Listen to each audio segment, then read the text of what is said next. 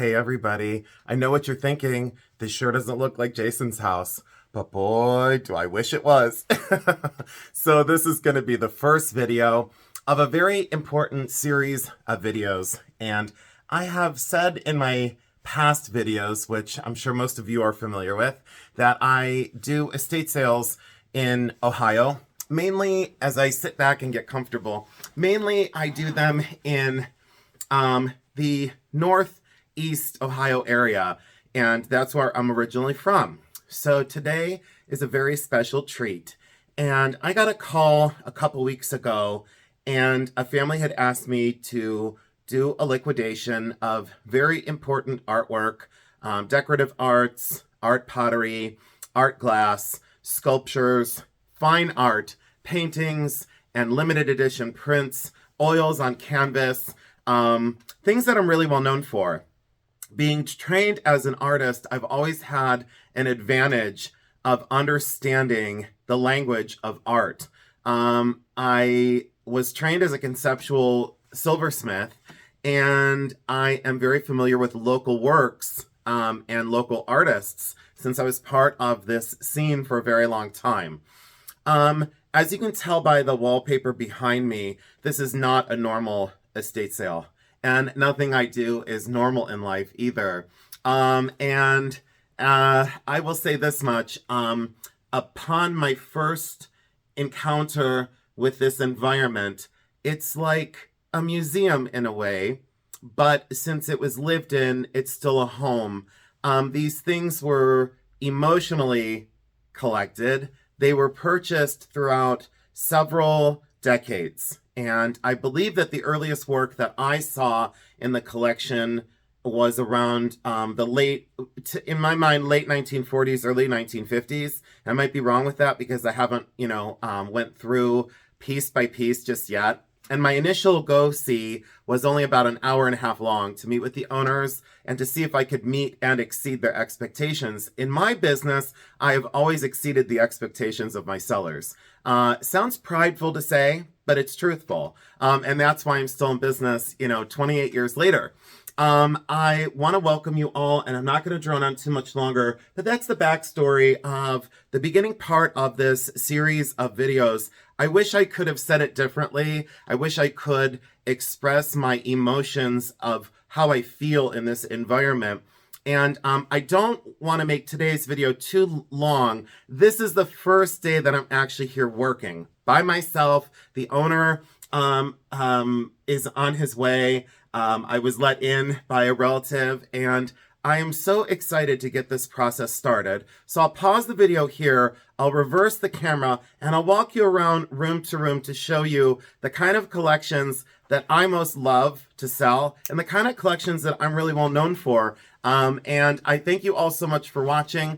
Please, if you enjoy this video, please share it out to other people. And as you can tell by my gesture, I'm already so relaxed in this house. And it's amazing because I have so much work ahead of me. But there's a connection that I've always had with my sellers on an emotional level, on a spiritual level, not just on a business level, not just on numbers, not just on income, not just on sales.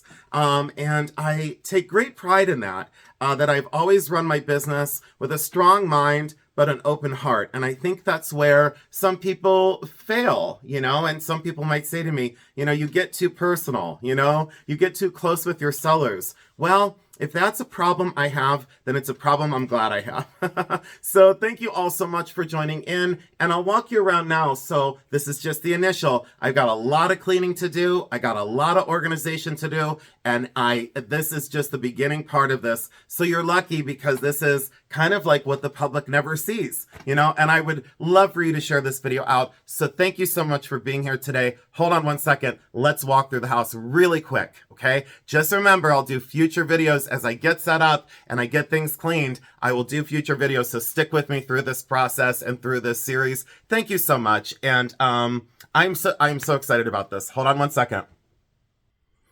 Okay, everyone, don't be overwhelmed, but this is where I was just seated, and here is the wall that I was seated in front of. Look at that. Doesn't that already tell you that you're in the presence of a true artist? You're in the presence of a forward-thinking individual that had such a skill set to amass this amazing collection. Look at the vintage dining room table and chairs. Is this not the most amazing? Look at the fabric and that it's original and it's that crushed velveteen. The patterning is fantastic. There's stemware, there's glassware. These sculptures had my attention when I first came into the house. And I guess I'd like to maybe point out some of the things that really communicated with me. Being in the business as long as I have, I'm usually not surprised by something. However, I was surprised by these three. We'll get into that in a future video. Very important, very amazing. And look at that with that encased glass, that little touch of encased glass in these elegant and gorgeous sculptures, and the trio together. Can you imagine them surviving? This is so top heavy. This one right here is so top heavy. Can you imagine them? Look at the size of them as well. So yeah, there's a ton of cleaning to do. There's a lot of sorting going on by the family. This oil painting really had my attention. So as I bobble the camera, I really have to study that. The vintage lamps. There's a lot of clear glass over here, and other people will tell you, clear glass is down, clear glass is hard to sell. That is truthful. Cut crystal is also difficult to sell, but let's remember, it still does sell. It just doesn't sell for the prices it used to sell for. The backyard is so scenic and so beautiful in this house. And then I'm going to come over here and show you, look at the leaded china cabinet. Look at those leaded doors, and this is completely filled with stemware and glassware, Murano glass, crystal, some Bavaria china. Very, very interesting decorative arts. And the construction of this cabinet, I basically, I felt as though I knew who this was as a designer. I do need to do a little bit more research. Oh, what is that? See, it's like, what is that one? How did I miss that already? So you'll see that with these decorative arts and some of these, almost baccarat, there is Lalique, there is some Waterford. At least from what I have seen so far, those are the names and the makers that I'm very familiar with in this business, that I've sold, for a very long time. So my experience in the business, I always say to people, don't focus on the experience of a liquidator, focus on their current knowledge. Focus on their knowledge of current values. These paintings, this painting and this etching, absolutely stunning work. Just incredible. And you can see that this collection, when you say about like avant-garde, or you say something about a collector who, wanted one of the best cloisonné pieces in bronze they could find, and one of, the most traditional Chinese carved stands. Let me focus on that a little bit more. My camera was out of focus. And, for those that have, vertigo issues, I'm going to do my best to go as slow as I possibly can, but I simply don't have the time today in this initial video to pause the video and to go back. These vintage chairs are very interesting. Again, another liquidator might struggle to sell these. I really don't think I'm going to struggle to sell much here. I really don't. This painting also, when I came in, this was one of the ones that I responded to the most. There's something about the proportion, the composition, this bold color palette, and those incredible impressionistic brush strokes to get that gesture and that life. There is a balance in this of human form and nature. I will pause you there and let you take that in, because sometimes, as I've said before, human words really do ruin artwork. And to someone else, this speaks a different language, than it speaks to me. That's further proof of a strong piece of artwork that transcends the medium. I do apologize for the yellow shift in this, in this room because of the lamp. The art glass. That's one of the things that as soon as I came in, I was very familiar with many of the artists here. And the way glass is blown and the way glass is treated, you can tell when you're in the presence of a hand of a master. Look at that little whisper of encased glass on the bottom of this. To someone else, this is just a bowl. This is just a small vase. To me, this is much, much more. This is the hand of a craftsperson that knew what they were doing and an artist that had a story to tell.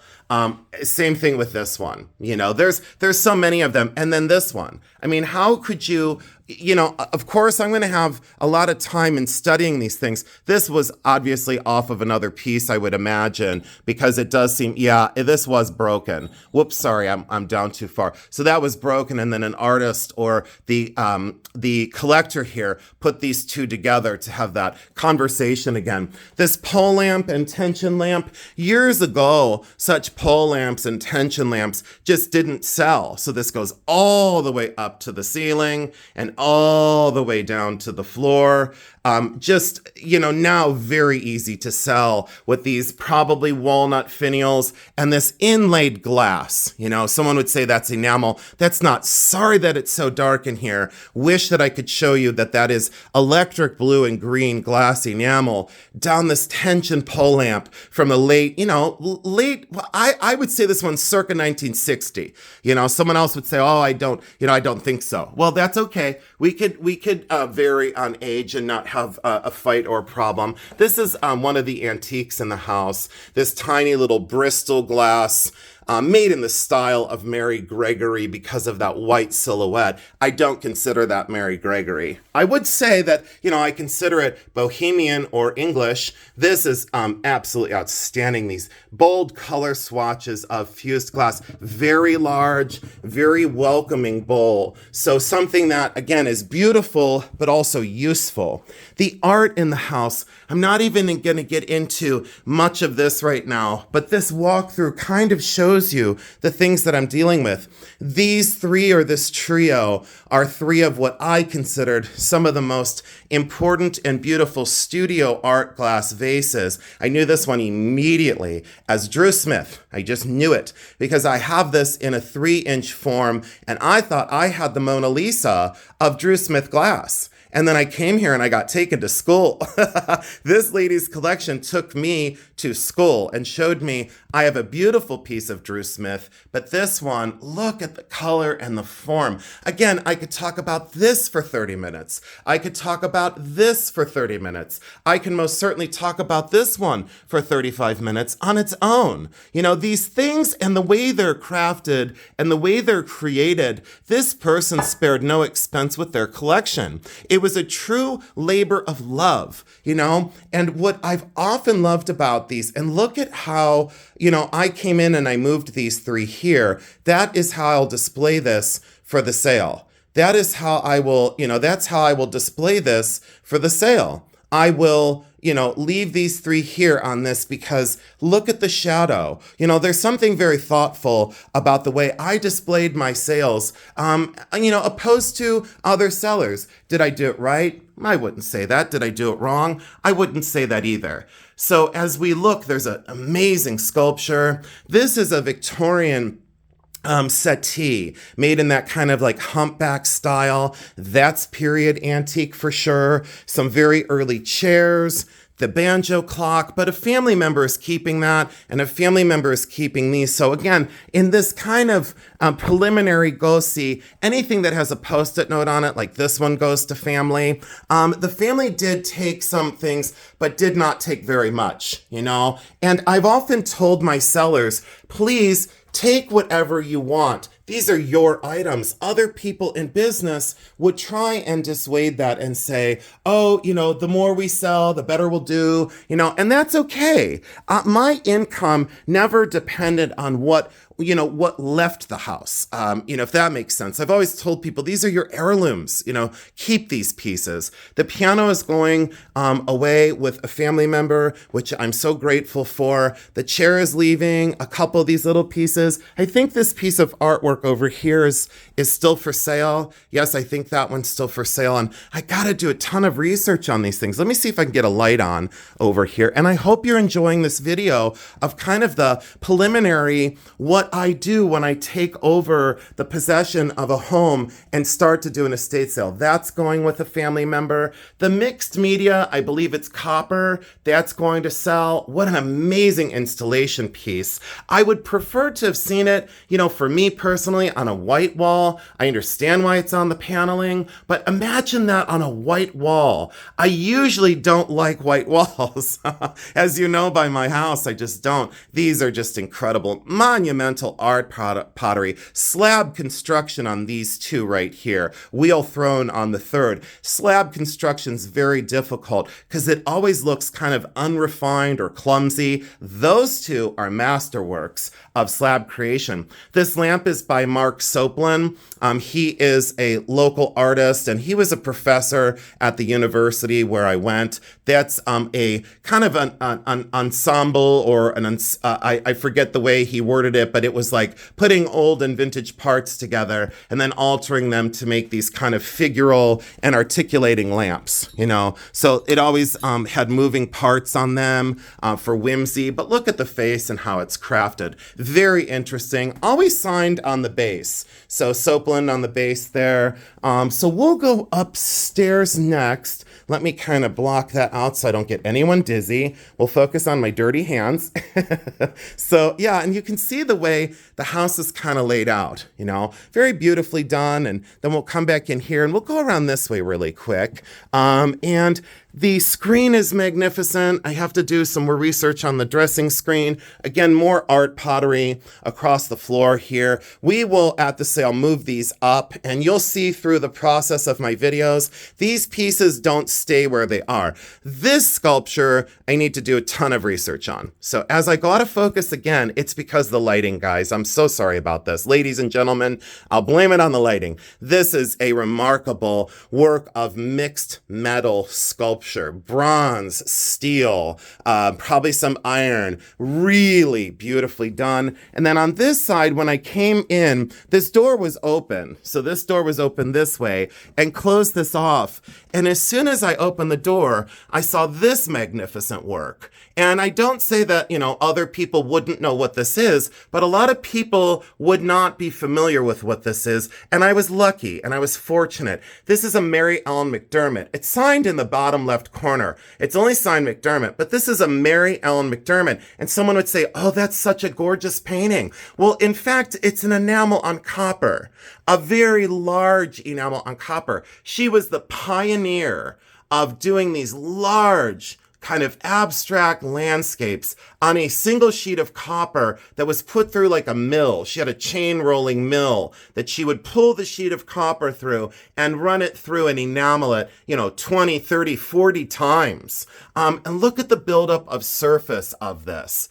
Looked like a very large tree in the center of a landscape, right? Or is it kind of like an alien landscape? Heavenly, ethereal, mysterious. It kind of sums up the whole collection for me. It's signed McDermott there in the corner.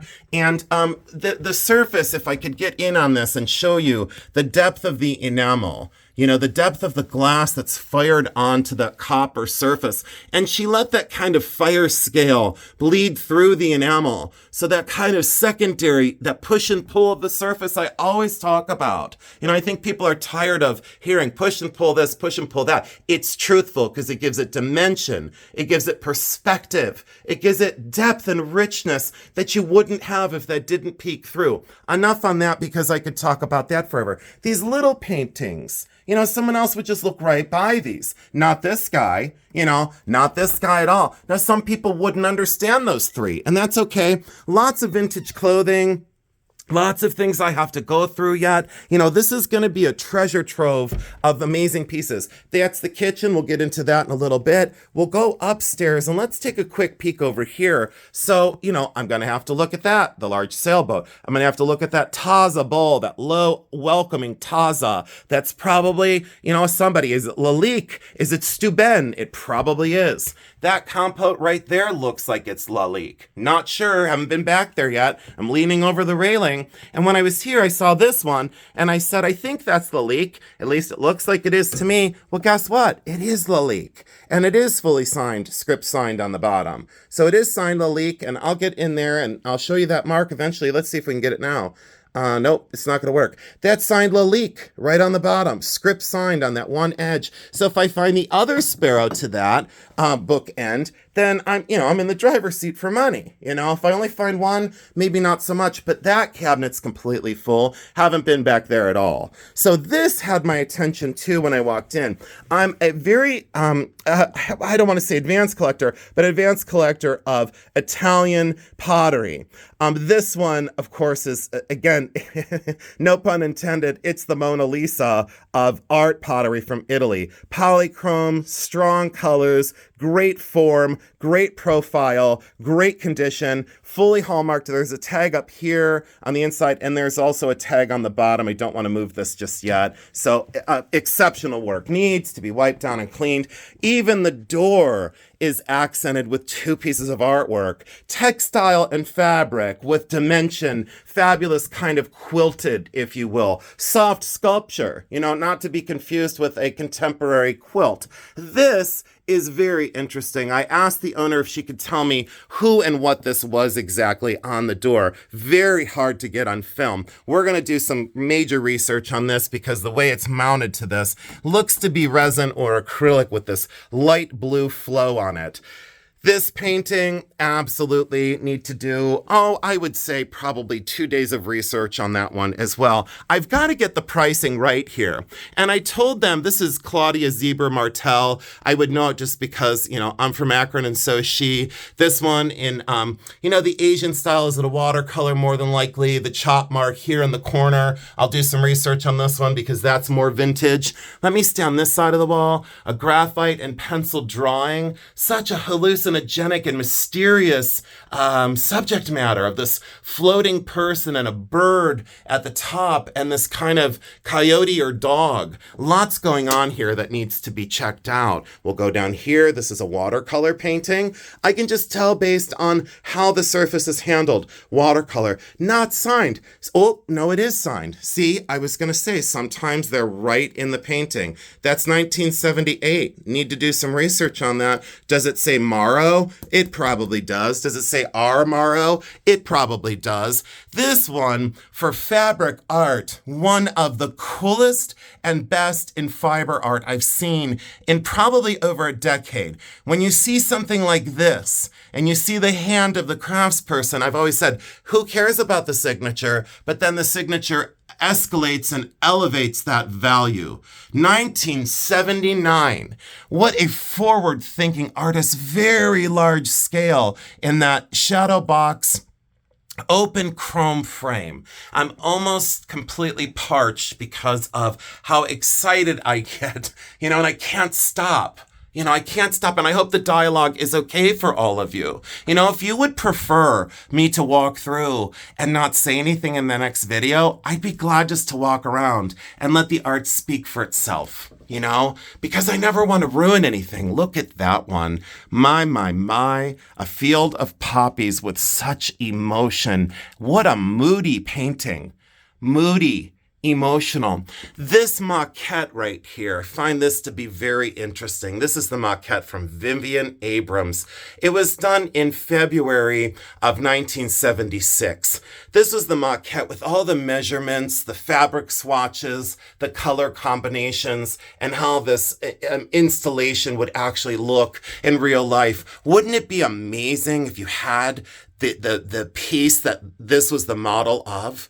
Well, leave it to this woman, this powerful collector. Let me step down here. Leave it to this powerful collector to actually have the working maquette and then the actual piece, and look how substantial and big. Again, not optimal viewing because that needs to be viewed from across the room. That needs to be viewed from 20 or 30 feet away for optimal viewing of this accordion fold with these bold color swatches that were painted on. Look at that kind of accordionness of letting the light become part of that painting, right? So like the shadow in there becomes an element of this, quote, painting. It's a sculpture that's a painting, you know? That's very evident with what she was going for. Really large scale. And the craft on this, the way each piece of wood was painted and then constructed with this kind of linen, cream linen fabric. And what I loved about that too is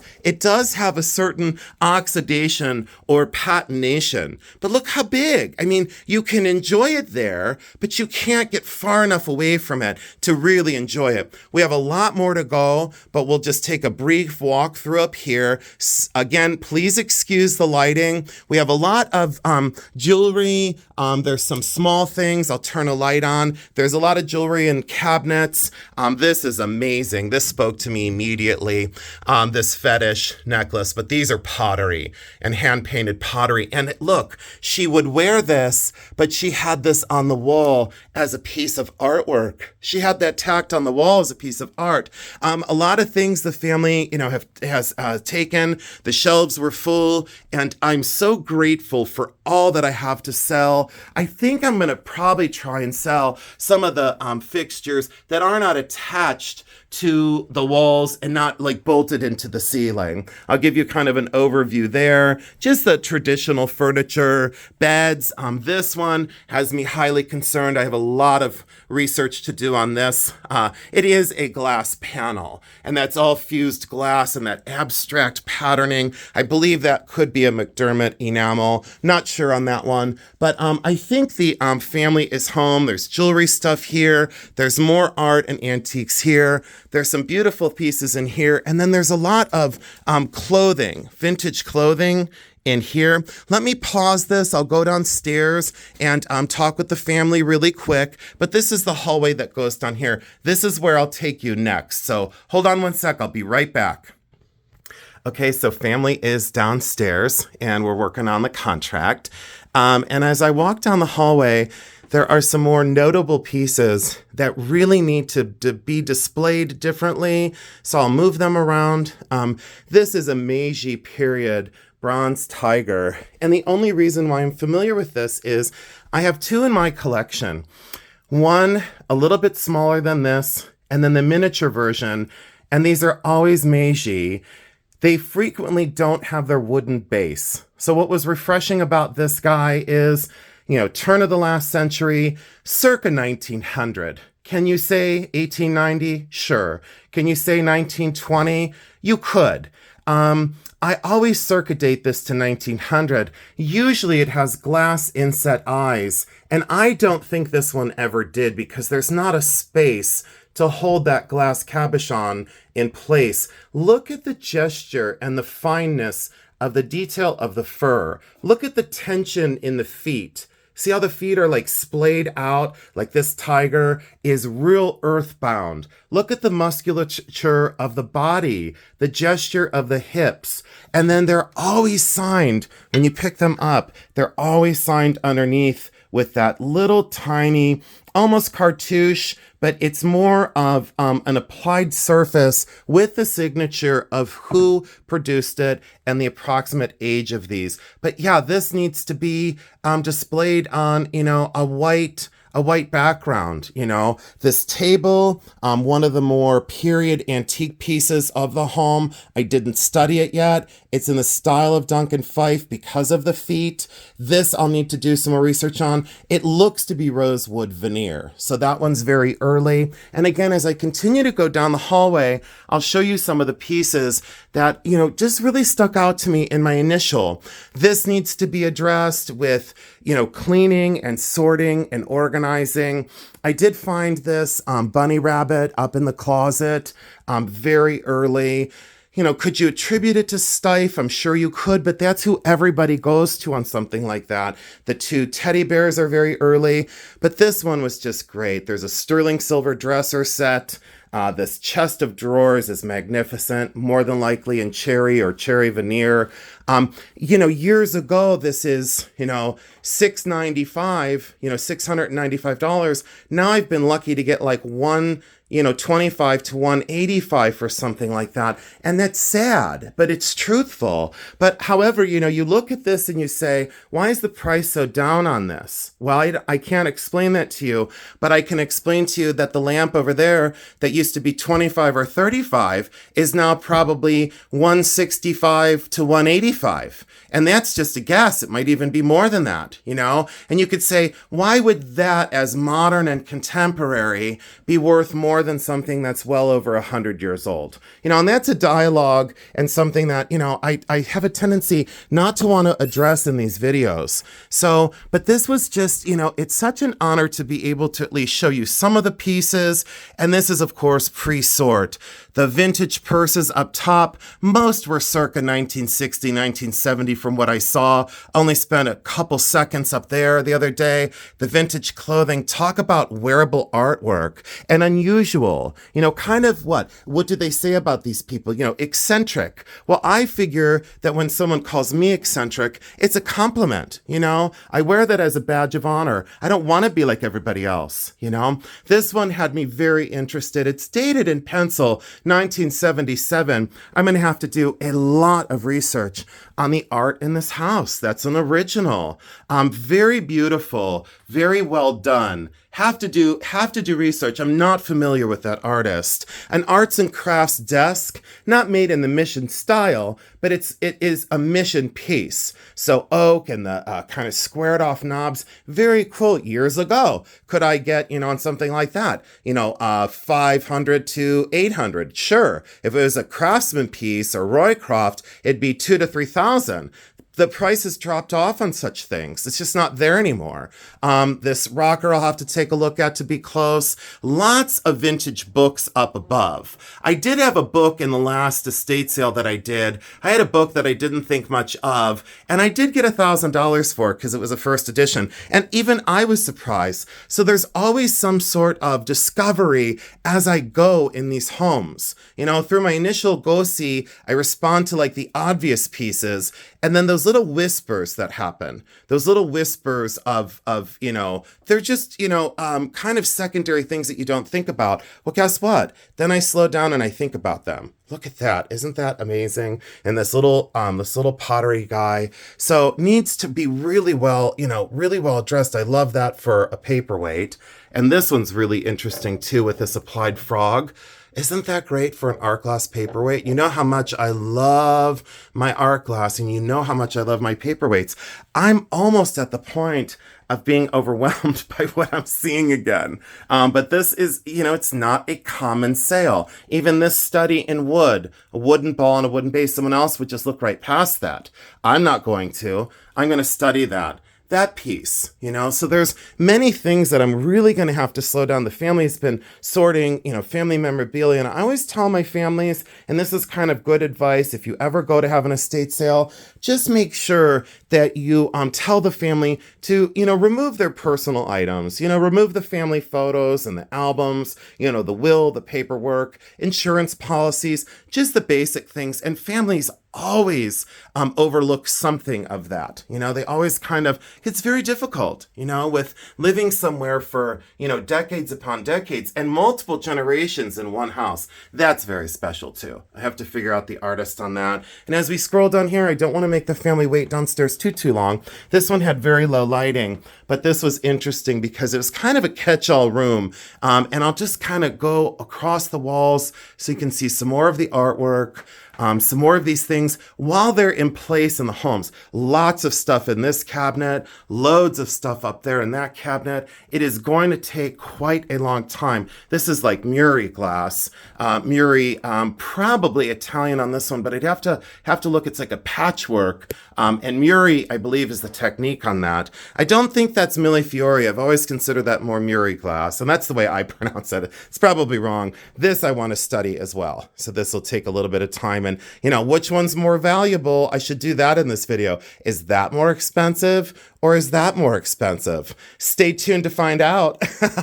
It's going to be at least a week to 2 week process to get this staged and cleaned up and priced. So as I'm not doing my quote normal jewelry videos, you'll understand why. It's because of getting into this estate and having to price this entire collection.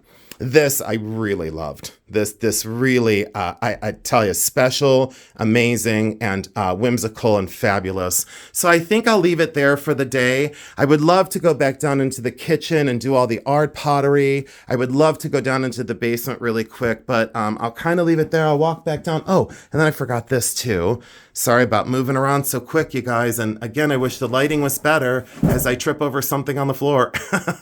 But that is an amazing fiber art weaving. Really well done. Very optic, very beautiful, very late 60s, maybe even into the 70s. Let me pick up what I knocked over.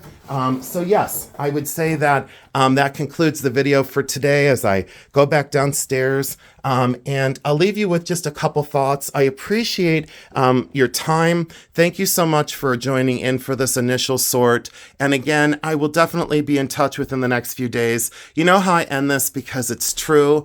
I absolutely love you because I do.